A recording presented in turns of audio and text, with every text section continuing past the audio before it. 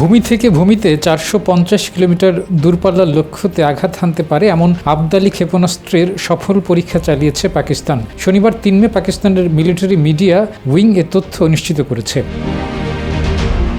পাকিস্তান এমন এক সময় এই ক্ষেপণাস্ত্র উৎক্ষেপণ করেছে যখন জম্মু কাশ্মীরে হামলার ঘটনায় ভারতের সঙ্গে উত্তেজনা চরমে পৌঁছেছে। 22 এপ্রিল কাশ্মীরের ভারত নিয়ন্ত্রিত অংশের পেহেলগামে সন্ত্রাসী হামলায় 26 জন নিহত হয়, যাদের অনেকেই পর্যটক। বাংলাদেশের প্রথম 5D AI ইনভার্টার যুক্ত সর্বোচ্চ বিদ্যুৎ সাশ্রয়ী যমুনা এয়ার কন্ডিশনার।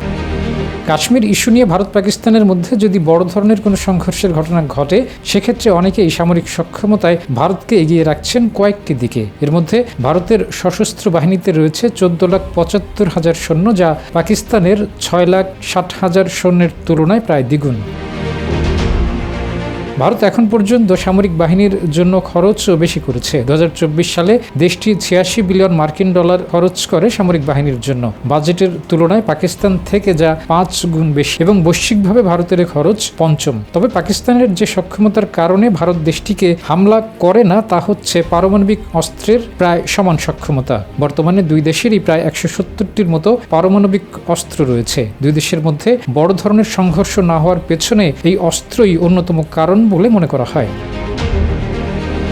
3 এপ্রিলের ক্ষেপণাস্ত্র পরীক্ষার পর পাকিস্তানের আন্তঃবাহিনী জনসংযোগ পরিদপ্তর ISPR জানিয়েছে, সেনা সদস্যদের কার্যকর প্রশিক্ষণ নিশ্চিত করা এবং কারিগরি সক্ষমতা যাচাইয়ের উদ্দেশ্যে এই ক্ষেপণাস্ত্রের পরীক্ষা চালানো হয়।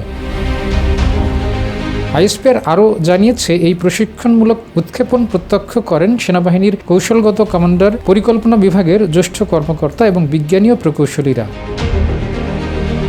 এ কাজে অংশগ্রহণকারী সেনা সদস্য, বিজ্ঞানী ও প্রকৌশলীদের স্বাগত জানিয়েছেন পাকিস্তানের প্রেসিডেন্ট আসিফ আলী জারদারি, প্রধানমন্ত্রী শাহবাজ শরীফ, যৌথ বাহিনীর চেয়ারম্যান জেনারেল শাহির শামসুদ মির্জা এবং সেনাবাহিনীর প্রধান আসিম মুনির। পাকিস্তানের ঊর্ধ্বতন এসব কর্মকর্তারা পাকিস্তানের কৌশলগত বাহিনীর কার্যকর প্রস্তুতি এবং প্রযুক্তিগত দক্ষতার উপর পূর্ণ আস্থা প্রকাশ করেছেন। পাকিস্তান মনে করে, এখন দেশটির সেনাবাহিনীর যে সক্ষমতা রয়েছে, তা দিয়ে যে কোনো আগ্রাসনের বিরুদ্ধে জাতীয় নিরাপত্তা নিশ্চিত করা এবং বিশ্বাসযোগ্য ন্যূনতম প্রতিরোধ করা যাবে। ডেস্ক রিপোর্ট, জয় জয় দিন।